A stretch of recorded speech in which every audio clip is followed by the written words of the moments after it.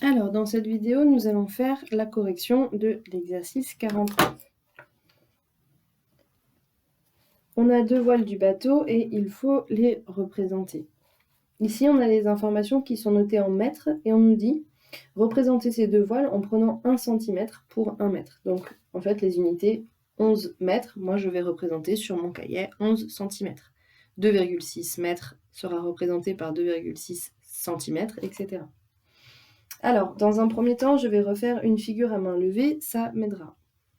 Donc, on a un triangle rectangle de ce côté. Je note les points. On a G, H, D. Et on a un autre triangle rectangle ici.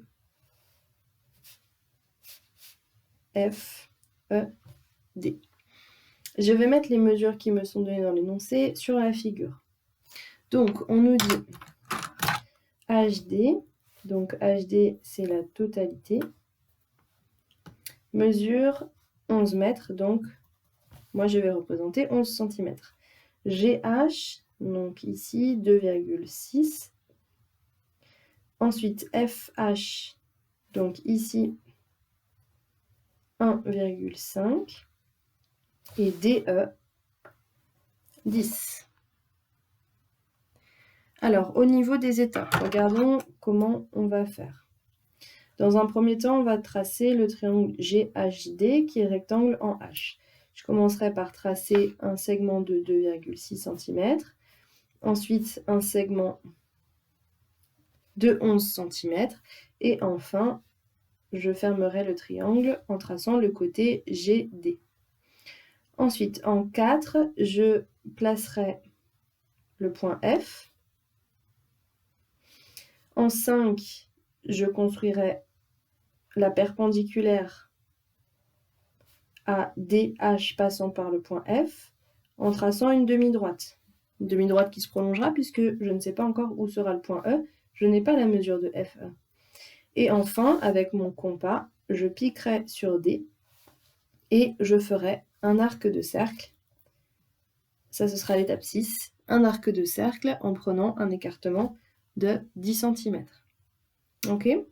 Alors, on va le construire en vraie grandeur.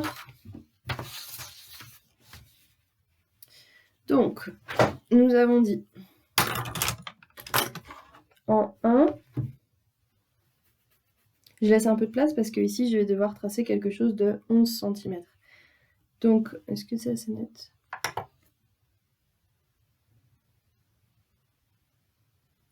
En 1, je trace un segment de 2,6 cm. Comme d'habitude, je vais directement placer les points et mettre le codage.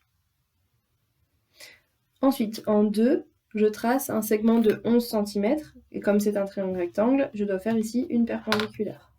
Donc, je place mon équerre perpendiculaire au segment GH, je glisse jusqu'au point H. Quand je suis sur H, je m'arrête et je trace une demi-droite. Ensuite, ce segment-là doit mesurer 11 cm. Donc, aïe aïe aïe, ça va toucher ma figure, c'est pas grave. Je prolonge la demi-droite que je viens de tracer jusqu'à 11 cm. Mince. J'ai pas de gomme. Si, j'ai un petit bout de gomme. Donc je reprends, je prolonge cette demi-droite jusqu'à 11 cm. Et ici, j'ai donc le point D. Je marque directement ici la mesure, 11 cm, et je vais tracer le segment GD pour refermer le premier triangle.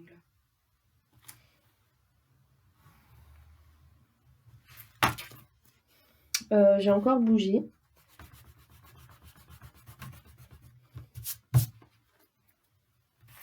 Donc on essaie de s'appliquer au maximum, bien sûr. Donc si comme moi, vous avez un peu bougé, eh bien on refait. Ok, je mets le codage ici. Ensuite, on sait, d'après l'énoncé, que cette mesure-là mesure 1,5 cm. Donc, je vais mettre une petite marque à 1,5 cm, c'est-à-dire ici. Et ensuite, en 5, je vais tracer la perpendiculaire à DH, passant par le point que je viens de placer, qui est le point F. Donc, je place mon équerre perpendiculaire, je la fais glisser jusqu'au point, et je m'arrête quand je trouve la marque, et je trace. Donc, j'ai tracé la demi-droite, et enfin, en 6e étape, on a dit, avec le compas, je vais piquer sur D, ouvrir mon compas à 10 cm et faire un arc de cercle qui déterminera la position du point E. Donc, je prends le compas que j'ouvre à 10 cm, je pique sur D et je viens faire l'arc de cercle. Il est ici. Je refais pour que ça se voit mieux. Et ici, on a donc la position du point E. Je n'ai plus qu'à tracer le triangle en traçant le segment des E.